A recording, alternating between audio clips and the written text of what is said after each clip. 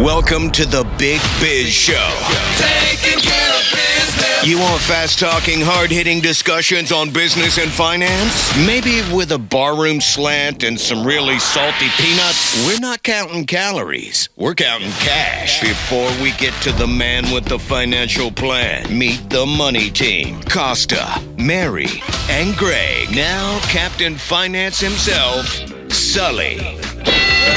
And a big old howdy to you, and a good morning, and welcome to the Big Biz Show. Wherever you're watching, wherever you're listening, we're inside the Loft 100 studios here in beautiful Southern California. Costa, Merbert, Godwin, our executive producers, Greg Todorov, of course, Sully. Welcome. I'm trying to figure out what we want to talk to Howie about today, because Howie's talking about Comex Vault. Have any idea what a Comex Vault is? Oh, sure. Have you guys an idea what OpenAI is? Oh, yeah. Let's go to Howie Font and just blame him for something too innocuous. Howie Font in there. From New York City. Howie, is this the show you're on here? Is this the same show? It's a choose your own adventure show today. Oh, I like it. Oh, I love it. First of all, what is a Comex Vault? So the Comex Vaults are the vaults where legally you have to keep gold in the U.S. if you're going to use it for a futures contract. So the movements into these vaults talk a lot about or speak to the speculation that's happening in the gold market, and gold has been on quite a run. Well, because physical gold is on the run, but the problem is physical gold costs more than actually gold costs, because you can't get a hold of physical gold, right? Isn't there a supply problem? Yeah, I mean you pay a small fee if you're using the ETFs or you're keeping your gold somewhere. Yeah, it is more inconvenient to have the real stuff and to take delivery of it. But what's happening actually is all the gold vaults where people hoard it and you just own your gold and you have it outsourced is actually in London for the most part. And then for the trading, the future contracts, which has been happening more and more, it's in Manhattan. So there's actually been a lot of stories that you'll see, especially on Twitter right now, about all the gold that's leaving London and coming to the U.S. And they're saying it's about tariffs, but it's really about these future contracts. So talking about future contracts and gold. So as you can buy gold as a hedge against inflation, you can buy gold as a piece of your investment. But then there's futures, right? You're betting on gold at that point, right? Talk about that. And why is that such an important piece of the market? Well, it's a way where, because you can buy bulk contracts and you don't have to take delivery, so it becomes kind of a trading mechanism for this commodity, and you can push it out as long as you want. So it's this really convenient way to trade the asset, but it also lets you trade kind of in bulk and with a little bit of leverage. It's not exactly leverage, but with a little bit of leverage, meaning that you can buy more than the amount of money that you have potentially, and you'll see bigger jumps in the futures contracts than you'll see in actual gold prices. So it's been interesting to see that flow, and as more and more gold is moved into the Comex vaults, you'll see more volatility in gold, which we have seen. Howie, what's going on with Fort Knox? Is Doge gonna start sniffing around, and are they gonna open the door and all the gold's gonna be gone? What's going on with that? I am so glad you asked. My favorite conspiracy theory here, Mike, is that there's actually more gold than they should have from the last time that it was audited, which was like in the 70s. Like, we've been taking gold from, I don't know, you want to say, like, we were in Iraq twice and all over the world. And maybe that's where we're keeping all the illicit payments the government's collected. We're storing all of our booty from our from our ratings. So they're going to go in and are they going to count gold bars or count the gold bullion? Yeah, there's a record in the Treasury that says, we have this much gold, and it's a line item that just hasn't changed year to year. Oh, I trust that. Treasury reports. And so no one's looked at it in decades. And Elon is saying, hey, maybe let's go make sure that the guys at Fort Knox aren't, taking a little bit off the side. I think Auric Goldfinger in the Bond movie was the last guy who was, interested in counting the bars. Well, okay. So there was a post about I love this that we are going here. There was a post about it, and Goldfinger's plan in the classic James Bond movie is, I'm going to irradiate all the gold in Fort Knox. That gold is basically taken out of supply. No one can use it, and so the gold that I have will be worth more. Well, if you, again, conspiracy-minded, it's been long enough since anyone's looked at the gold that Goldfinger's plan might have happened. I love it. All right, he's our financial analyst. 100 Studios. What you see right now is the best in the business. That is the Day Trader Trio, otherwise known as the DTT. Or as Greg Huntsman likes to call them, the Greg Kinnear Band. I am Costa. Marybird Godwin is at the bar, as well as our executive producer, Greg Todoroff. I love when somebody is so cocksure that they're right, and then they say, oh, that's right, you're right. Yeah. It's all right. It's all right. That's not the romantic. I did have some How arrogance. could you possibly think I did have that's some the arrogance romantic? behind that. Usually I'm pretty good at music trivia, but Well, but that's with in that particular. That's when you have a beverage in your hand. It's early in the morning. Vitamin T. I miss my vitamin T. Kirk Huntsman is in, of course, CEO of Vivos, Vivos.com. Changed the entire studio's life. Well said. Oh, absolutely. If you've not heard Kirk and his team, you certainly will, because there's a documentary, as we call Bizumentary, coming out here very shortly, that'll air on BizTV, also on Bloomberg, over the next 9 months to talk about, and it's not just about Vivos, it's about obstructive sleep apnea. Yep. And you guys just happen to be the stars because you're changing the world on it. Yeah. For the people who haven't seen you, and I'm surprised if anyone in our audience hasn't, give a quick overview of what you guys are up to. Okay, so obstructive sleep apnea is this pervasive epidemic that's going on that very few people are even aware of or talking about, but it afflicts 1 billion people here on planet Earth. So 1 out of 8 people And walking most people around. don't know about it. And most people don't realize they have it because we sleep through it, right? So what we get are all the downstream effects of it. So we now know that sleep apnea is a contributing factor, if not the primary causal factor behind cardiovascular disease and cancer and fibromyalgia. All the chronic conditions that plague modern men and women is being traced right back to obstructive sleep apnea. So this is a major health issue. We now have this new administration, in place that is Make America Healthy Again, and their attack on chronic disease is really a big focal point of what they want to try to do. Because if we can tackle the chronic disease, we can tackle the exorbitant costs that this country is experiencing in healthcare. And the non-productivity as a result of it. Oh, exactly. Somebody said the other day, $4 trillion. Oh. $4 trillion due to all chronic diseases, not just obstructive sleep apnea. So our entry point into this whole, health cycle is through obstructive sleep apnea, but it just completely goes out into a lot of other things. So if you think in terms of how sleep apnea has been treated in the past, it's usually with a CPAP machine, right? Oh, yeah. A breathing device with a tube in your face next to the bed, right? This is not that. This is something completely, and I don't think the efficacy of that is as good as I think the public thinks, because it's been around so long. I think it's just the only thing out there, right? Yeah, so we're talking 40 years. So it was like 1985 that the first CPAPs started to come onto the market. So we're talking 40 years. And, I mean, would any of us drive a car that was 40 years old? And yet every day, millions of Americans are being put into CPAPs. And we're schlepping them around on airplanes and on holidays and to parties and whatever because we are afraid we're not going to wake up in the morning if we don't have our CPAP. And so it's just, we now have an alternative. That's the Vivo, if you want to say, what is Vivos' message to the world? Get tested. They sleep tested, right? Sleep tested. Which now you can do at home. You can do it at right? home, yeah. It's a ring on a finger and a Bluetooth connection to your phone. You did that, right, Mike? I did. You I did it too. Yeah. I did it too. Yeah. Well, I'm just sitting here complaining that I'm tired and all this stuff, and he's looking at me like, maybe you need to come see us. But what's interesting, I find, it's the tired thing. You're sure you're tired, but the aha moment is when you talk to their staff and you realize all this other stuff that you're complaining about or is happening to you or whatever could all come back to this hub of the wheel, so to speak, exactly. of all of your medical issues or your emotional issues or lack in weight loss or even things that come down to behavioral. With children. Depression, anxiety. It all come down to this sleep apnea. And what I've learned about this is it comes down to this breathing way that goes from here to here. It's this long. And your body will contort itself any way it can without you knowing it, much like roots of a tree going around a boulder or around a Volkswagen to continue feeding itself into the dirt. Your body will contort, and you don't know it's contorting, but they want to keep that airline open. Right. Hence, here comes Mike I've not slept since '72. So it's an oral device. Talk about your experience, Mike.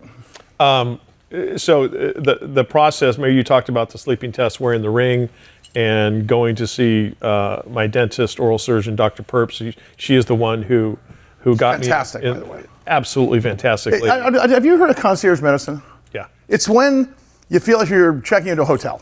Yeah. Yeah. And this is that place. Right. And I think a lot of places, I think every high-digit dermatology place looks like that.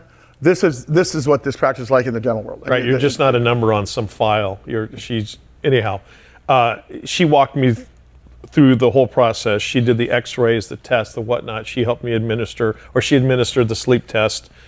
She measured my mouth. She got all these incredible pictures, et cetera, et cetera. And I thought that I was going to have to do like, a mouth mold, sit there for like 5 minutes with plaster. Coming to the sleep center, Mike, there's 12 people you don't know that you'll be sleeping with today. And I said, okay, so when do I do the mold? She goes, mouth mold. She goes, no, we send these 3D pictures to Vivos. They are going to manufacture your device, and they will send it back to me. But you don't have to put the gooey gunk and sit there like you did. And then you go back to the office, and she hands you this beautiful box, and you take everything out. I thought it was going to be an iPad. Unboxing. No, and then you get this little case here with your 2 oral devices. What? Hold one up for us. It's like a little retainer. Wow. And you pop it in your mouth at night, and it has been incredible. And I am not paid by Vivos. I am not a spokesman for Vivos. I am just telling you the truth. Anybody who's watching this show. What's it been, 2 weeks now? About 2 weeks, and I have to. I'll let you behind the green curtain a little bit. My wife suffered a stroke a couple weeks ago, and in the process of getting her back to healthy, back to 100%, sleep, deep sleep, is one of the most important things.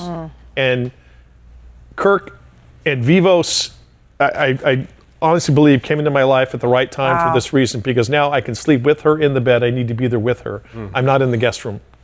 You mean you're not forced to the guest room? I'm not forced to the guest room or the couch. And I'm not relegated. I'm not replaced by a Labrador Retriever like I used to be. And I am not keeping her awake. I am sleeping more sound because now, I'm not snoring. Now, Kurt, so weekly, he's going to take a key and basically modify how that fits in his mouth, not his teeth, but how the palate works and how everything around it, to sort of expand his airway. Is that about right?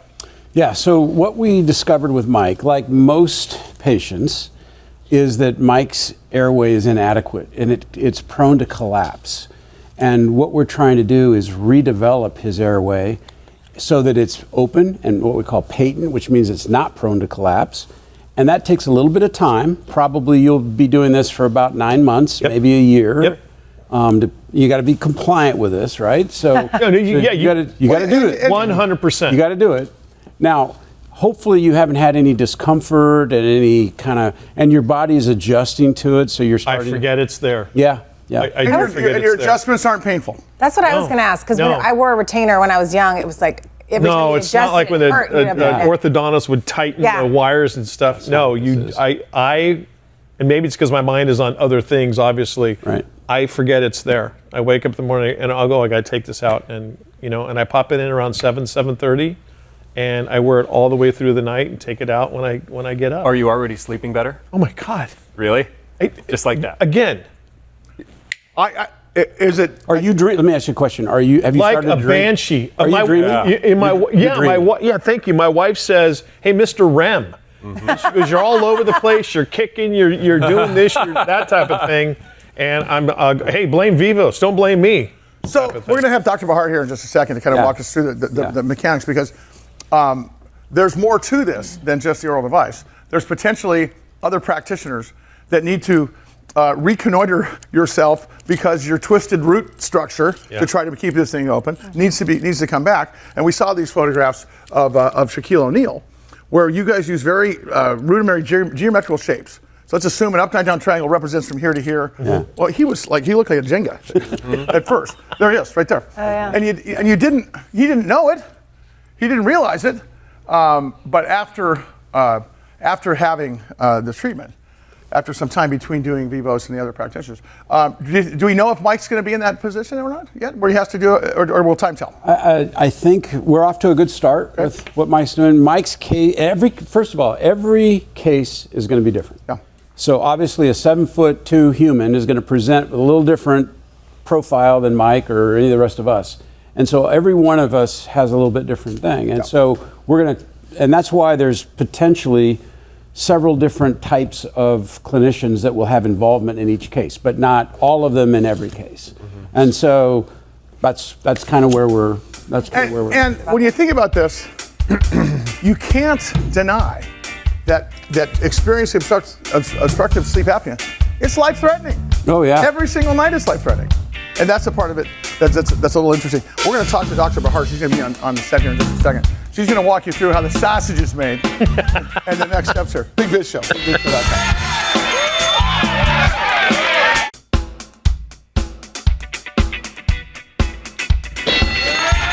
In over 175 countries and all the ships at sea on the American Forces Network. Always a great shout out to the brave men and women of our United States Armed Forces for what you do, what you've done for us. Big Biz Show rolls on inside the Loft 100 studios. Sitting here at the bar, Costa, Maribert Godwin, our executive producer, is Greg Tylerov, Sully, and some very, very special, life-changing guests with us back in studio. Well, we've got Kirk Huntsman, but I want you to make the introduction to Dr. Bahar, because she is your chief. She's basically the boss over there. Let's She's the boss here too. Yeah. So look, Dr. Bahar, over the course of the last few years, has become one of the preeminent sleep specialists in the world. Now she knows. That's part of her demo, by the way. Part of her demo. It's part of her demo. Oh, this is. Yes. This is my demo. Yeah. And so she has. I was about to yell at my crew. She has. Yeah, really. She has clients flying in from all over the world. She's got people in Dubai and the Middle East, and she's got people from Europe and South America. They're flying into Denver, Colorado to be treated by this woman for breathing and sleep disorders. We talked a little bit about this guy's breathing and sleep disorder, and what she would like to do today is just sort of describe for your audience in very succinct terms sort of what health is. So define health for us. What is health? We're in the era of chronic disease and health, and the one thing that people don't understand is what is health. Health is not having symptoms and disease. This is health right here. This is health. This is you as one encapsulated system with a tight cap, and what's inside is all of our everything that's going on inside our body to regulate. What's outside is our structure, okay? And this is the world putting stressors on us, mental, physical, chemical, lifestyle, right? Look, this thing doesn't budge, does it? Okay. Compare that to this. It's got a leak. The stresses of the world come in. Sounds like Mike when he gets out of bed in the morning. And look, right? It can't. What's he doing there? I make him sleep here. I make him sleep here. How do you know about that? He walks by my poor Meg dumpster. calls us up and complains. Kirk for the win. When you come to see me or one of our doctors, this is you, okay? So this is what the medical doctors do. Let's CPAP you. We fixed it, right? Until So by blowing that up, the CPAP is going to continuous positive air pressure. Blow that just back like up. that. Okay, so that's your airway, okay? Until you wake up and you take the CPAP off and go through the world, and the stressors of the world, physically, mentally, chemistry, come back, Right. and you carry that to bed. Yeah, right. And you can't do that with that bottle. No. No. Just So what sealed do you up, call that? tight seal. Resilience? Health is resilience, meaning that when what's inside and the structure can hold against what's outside, barometric pressure, nutrition, emotional, mental, this thing is sealed structurally and is full. What's inside is that resilience, right? Okay, now compare that to this. This guy's half full, okay? And take a bit of a beating. This is a less complex patient. And when you have a leak, this is the part where I would see as a dentist, this cap is the tongue at the roof, okay? So if you have all things going on for you, but you cannot breathe properly and your tongue is not at the roof of your mouth for whatever reason, this thing goes back to bed. So the cap is the tongue. I'm not going to do this for the purpose of demo, but imagine if this thing with a leaky cap goes vertical, what's going to happen when you're in a horizontal?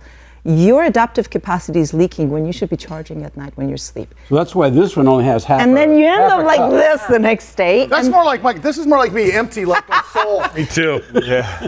Yes, that is actually true. And the fact of the matter is, people have different levels of complexity, and they've had different things happen to them in life, from the minute they were conceived, how they made it to the world through breath, and what kind of nutrition they had access to, and all that.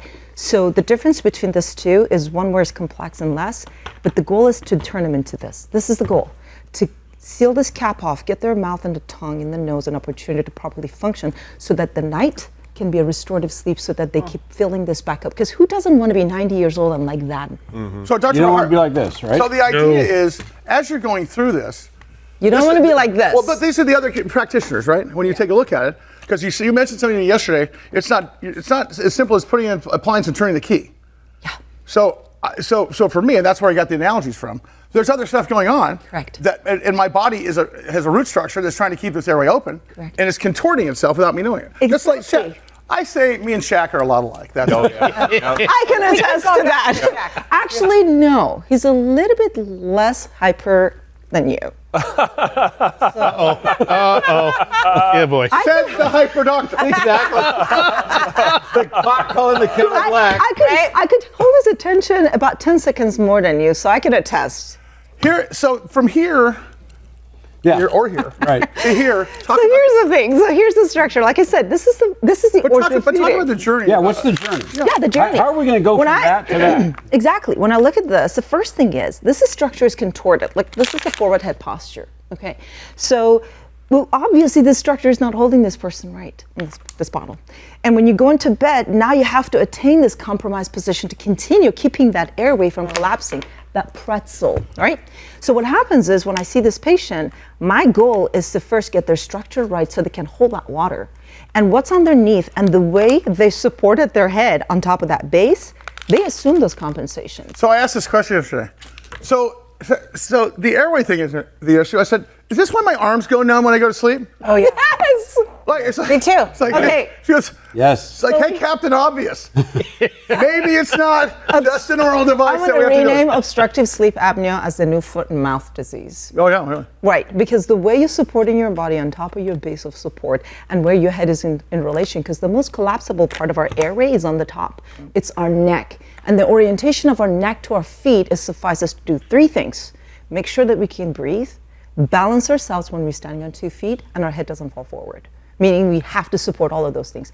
Every level of compensation you assume is to suffice those three things. And you can't do that here, which is why we are leaking quality So sleep I'll just tell you something really quick. I was on the phone this morning with a cardiologist from Chicago who said to me, Kirk, whenever you have a chance, make sure that the world hears the message that obstructive sleep apnea is cardiovascular disease. That's true. And so if you're feeling cardiovascular, things, it's because it's all connected. So a little inside baseball. So I am a little militant about a couple things. Credit report I check every single day, and I have a concierge doctor. I do a physical.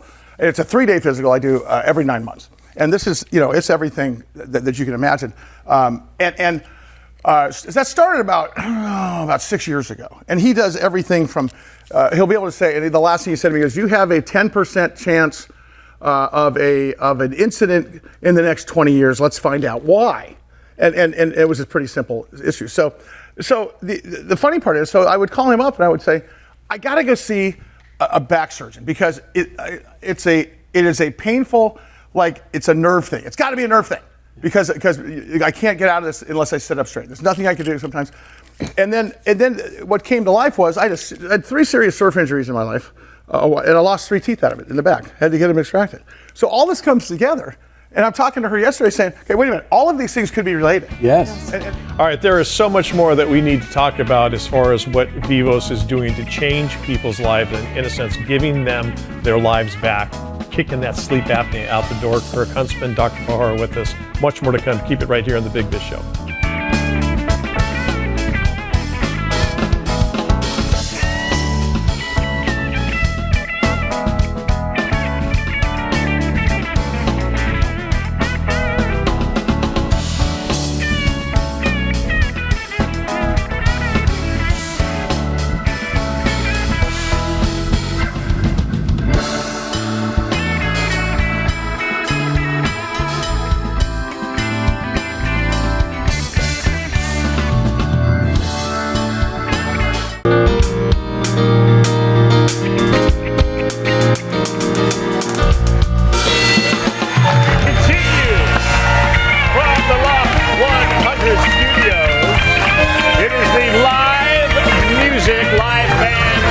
edition of the BBS.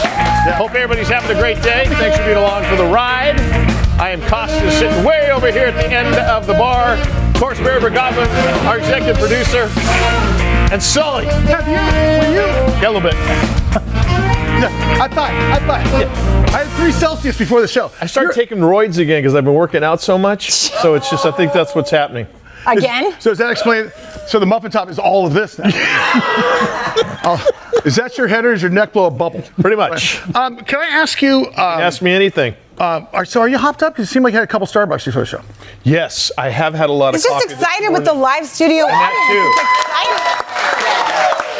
Or as Greg would say, there's a lot of walking through the smorgasbord. Let's not forget, he's getting good night's sleep now. Oh, I know he is. That's right. Friends at Vivos. Right. Vivos. Yeah, our friends. Yeah, you've heard that on the show. That's good. You kind of skated on that deal for free, didn't you? Big time. I just wonder why you went to the dentist. They made you disrobe. It was weird. Yeah. No, he did it voluntarily. I know he did. I don't have teeth at my ankles. What the hell? All right, those were the days. Oh, goodness. Greg, we have John Reese in, another music maven. He's a disrupt artist. He's a. Have you heard of the band LA Guns? Yes. Have you heard of the band Guns N' Roses? Yes. Well, he may or may not be the manager of Guns N' Roses. Wow. Not the manager, the tour manager. Close enough. So I'm not the assistant manager. I'm the assistant to the manager. There you go. It's still impressive. Great to have you, man. Great to be here. Can you, so obviously we're doing a business and music show today, and we want to have like one of each, because really, if you think about the artist, and then you think about the guys that are making the tours, then you think about the guys on the radio. And back in the day, there's a thing that me and Mike have to sign every year, and I'm not kidding. It's called a payola clause. Ugh. And what it means is we have to sign a piece of paper that says, we agree not to take bags of heroin and cash to play your song. That's basically what it says. That's right. And it came out, I can't remember, 1970 or 1965. And we still have to do it because radio was the only pathway to distribution. Mm-hmm. Well, I'll tell you, that went out the window. Sure has changed. My friend. Sure has. I mean, honestly, it was like I was saying about the Padre game, right? Suddenly you didn't have just one radio station. How has that changed your business? Is that better? Well, look, man, my life changed on July 20th, 1977. I was 16 years old in Phoenix, Arizona, and I saw Led Zeppelin. Wow. And to me, the greatest rock band in the history of the world. Hey. Well, Sullivan's pretty damn good. Yeah. No, but talking about disruptors, right? We went from I want to hold your hand to this thing that was, oh my goodness. Well, it works perfect for my segue into the music business. Here I'm 16 and then I'm 27 and I'm at the Sweet Child of Mine video shoot. Interesting how you lost those 10 years during the 60s. Yeah. So if you see the movie Almost Famous, it talks about Lester Bangs and about how that whole scene, a lot of it in San Diego. Yeah. Was it easier to slip into the business back then because you weren't in it and then you were in it? You had an interesting way into the business. Well, I in college I started as security. The yellow jacket guys that are in front of the big gorilla dudes that are in front of me and Mike have one in the back of the car in case we go anywhere. There you go. Makes sense. I started a company called VIP Event Services at Arizona State, and so I did concert security. First big show that we did with my own company was a band called Queen. Wow. Oh my God! No way. So you were the guys that kept people from going backstage. Exactly. Or let them in, depending. Yeah, well, back then you could go backstage, but you had to do something. Now we're talking. Back then. Did you big time Freddie Mercury? Like, hey, can I see your ID? Yeah. Let me tell you something, man. Flash forward to 91, and we did the Freddie Mercury tribute with Axl and with Elton John. One of the most magical things at Wembley Stadium. But Freddie Mercury was a god. Mm-hmm. He was the greatest frontman in history. Axl Rose is the greatest voice in history in rock. And I've been blessed to have a almost 40-year career with all this. Don't you love that you're in it because you loved it, not because, it's amazing that you thought of it when you were age 16. But his spectrum goes from Axl Rose to Pope John Paul II. Is that the international symbol for spectrum? I think so. It is. No. Everyone says I'm on the spectrum, so that's a different question. But it's true. And what I find interesting is on the business side, you had no business doing security for the Queen, for Queen at that age. How did you manage that? You had to have. I went to work for this big company that did Super Bowls and everything, and then I became the district manager. I got them a ton of business, and they wouldn't pay me. So I'm like, can I use the word F? Sure. Yes, you could use that. So I said basically F you, and I started my own company with a couple people, and before you know it, so then Attaboy. I started doing back then we called them bodyguards. It's like this. What do we call them now? We don't call them bodyguards? Personal security. Personal security. Oh. Venue security. So then I started doing a bunch of bands, got a phone call that an artist needed a tour manager that could deal with people on drugs, guys that used drugs. You know what we call that? Tuesday. So my question is so interesting because the day that you didn't get paid was a pretty pissed off day. And if you fast forward even a month or so, it was the best thing that happened to you. Absolutely. Right? Yeah. Absolutely. Isn't that how it happens? We always talk about the radio business, how, look, if you're emptying the trashes or you're the receptionist, you're going to be on the air someday. You're in the building. Oh, yeah. You'll be the number one show. Yep. Tell us what a tour manager does, because that's different than a manager. Wow. Yeah. The tour manager basically is the babysitter in chief, if you will. And Get him to the Greek, right? Coordinating everything. I mean, we played about 300 stadiums in 3.5 years. All over Hey, the we world. filled that belly up with 600 people a couple weeks ago. Yeah. Just saying.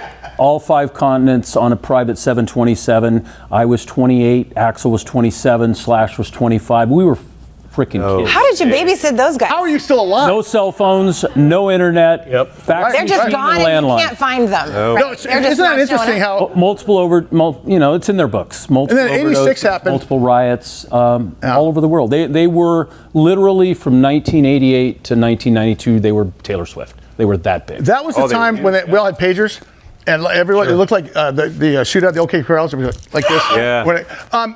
Do you think because you didn't have access to every bit of communication and people weren't up your, every second, every day like you are now, that it was easier or was it more efficient? You and I are the same age, by the way. We're born 14 days apart. One more day, I would have been over. Because I got these guys on the dating site thinking I'm 45. Yeah. We're 14 days apart. But at the end of the day, I'm blessed to be the age that I am to experience it without social media, without all this insanity, with real news and Walter Cronkite and shit that felt. We had real. that conversation the other day about there is no Edward G. Murrow, there's no Walter Cronkite. You have to listen to Fox and CNN and Journalism's dead. and us because it's all editorialized. It's all opinion these days. It's all entertainment. I want to know about the music side of it because it seems to me. Listen, there's geniuses that age, and there's geniuses now. But there's so much out there now because the accessibility is out there. Mm-hmm. I think we're missing a lot of them. Absolutely. And I think there was a secret sauce back then to having a band go in and make it. I think part of it was timing, right? Well, look, it was a different world. We talked about it earlier. Radio. It was radio. It was Rip magazine. It was there was no internet. You had to go tour your off, then you hoped that your song got on the radio, then you hoped that you got enough support at radio and that the song connected that you got on MTV. That was the world in 1985 to 1990. God, it's such a circuitous route now. It's not even close to that anymore. It's playlisting. It's just completely different. Did the stress from what you did that ever affect you adversely? Well, I was sober when I was with Guns N' Roses because I had to be. Sure. Basically. Mike's been sober for 70 days. Yeah. That's good. Yeah.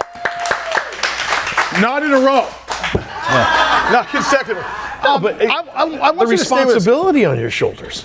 It was awesome, man. Are you kidding me? We flew around. We stayed in the best hotels in the world on private jets, watching Axl and that band just freaking crush it. Yeah. Right? When changing people's lives. There's nothing, and he knows this. There's nothing like music. No, there's music is the most magical life force on earth, man. I agree. I wonder. I know what you're asking. Because what you're asking is, if you look back at the younger John Reese, would you say, how the hell did I do that? Because it was a different time, and that was a big building on your shoulders to do. The best of times, the best of buildings, a lot of stress. We had 5 riots. We had so much that happened over those years. I mean, you watch Behind the Music on VH1, it explains it all right there. I watched it the other night, and I was just like, wow, all that really happened in my life. And, it was magical when I was a kid. And the amazing part is for us on the outside, remember we were talking about some of the bands back then? It's so mystical. It's so glitzy from out here. Mm-hmm. And when you meet the people that are really in the business, they're just dudes like you. They're just people in an extraordinary position. I want to keep you here because we have a pretty famous artist joining us here. I want you to be on that interview. And I also want to talk about the Disrupt Artist Management and the damn podcast. But we had a special guest right here for a second. I think Mary's going to like him, and I think you guys will join him in a second. James, take us out so we'll get to the next.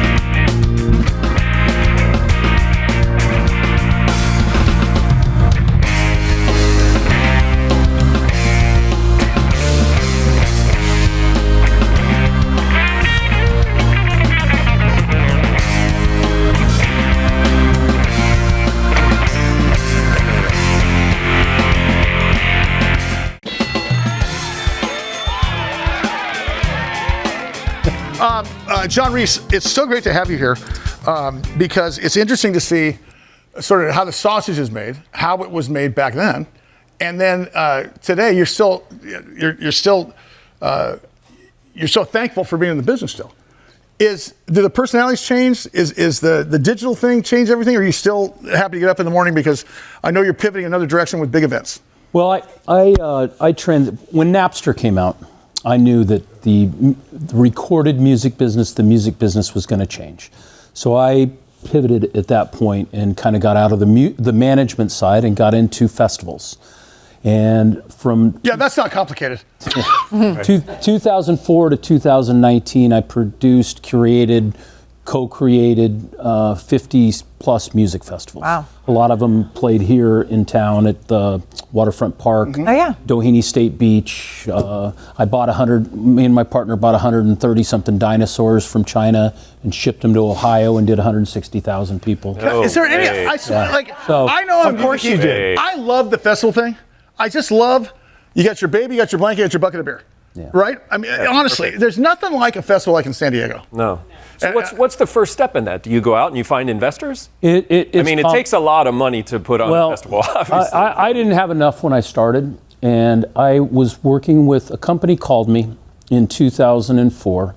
There was about a $30 million company, and they were an energy drink. The company's called Rockstar Energy Drink. Mm-hmm. Oh, yeah. They got shut out of the business by Red Bull and by Monster, and they wanted to be in music. Mm-hmm. So Kevin and they had the better name. Yeah.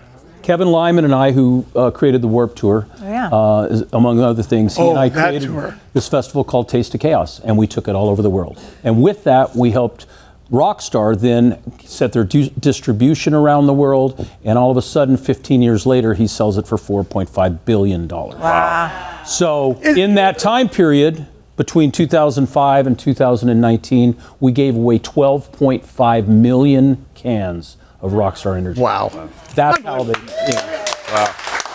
This is why people like you on the show, because we would never know that. I remember in the capital formation business, I raised money for Kaboo. And I was Ernie Hahn. Yeah. I was up to my waist in that deal. But I realized what those guys were selling was a food and beverage play. It wasn't a rock and roll play.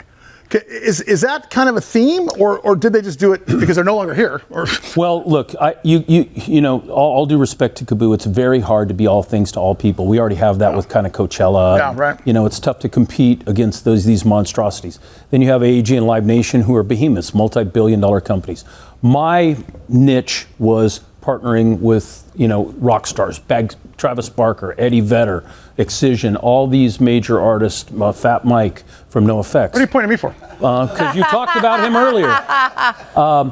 You pointed right there. So that was my wheelhouse, was creating these lifestyle events, because then it's very niched to a specific lifestyle. So we didn't try to be all things to all people. We tried to create a vibe that was about that. So, do you know what's interesting? As an investor, it took me forever, and I've talked to you about this, the action sports retail business, what makes a pair of board shorts that say No Fear or Hurley higher selling than the one that says Sully and John's Tequila Factory? Yeah. And I found out finally from investing in it, it's influencers. Mm-hmm. They always had an influencer. And in your business, you partner with big bands. That's your influencer, and you worked out a better mousetrap for those guys. Well, Rick DeVoe, who's sitting over there in VIP. Oh, who's Rick DeVoe. He was a huge part of blowing up Hurley, the company Hurley. And, because didn't Blink start wearing Hurley stuff on stage? Him and Paul Gomez, I'll tell the story. Yeah, go for it. Him and Paul Gomez and the guys, they loved Hurley anyway, but they wore it on the MTV Awards. The next day, everybody in the country's wearing Hurley. That was Rick DeVoe. All of it came from Rick wanting free board shorts. I just wanted free board shorts. So did I. I'm a surfer. So. Mary and I, God bless you, tried everything for 10, 15 years for our band. Mm-hmm. And until we realized the only thing that matters is not the video, it's not the recording, it's you got to fill up a room with 300 tickets that will pay for you. Then I got his attention. He goes, wait a second, how many people that hold? How many times to sell it out? Suddenly, if you can sell a hard ticket, and I tell every young artist now, game the system. That's right. Like, forget about these damn photo shoots and I look like a rock star. Yep. Fill up a room and they're willing to pay you. The most valuable thing that I've done in a 40-year music career is watching a young artist become a superstar. And I've done it lots of times. Rick's done it lots of times. Well, and it's valuable, man. Geez. It's valuable to your soul to see, because people connect to music in a different way than anything else. Are ticket companies, ticket agencies still your friend or no? Because I know a lot of artists are like, we're going to sell our own tickets. We're not going to involve Don't you have to go through Ticketmaster? I don't know. That's why I asked. So the large scale concert business is controlled by mainly one company, Live Nation, and a little bit by AEG. But it's very, very, very. I had an independent company, and it's very difficult. You got to have you got to have a Brinks truck behind you with lots of zeros behind it to be successful, because you're going to have losers.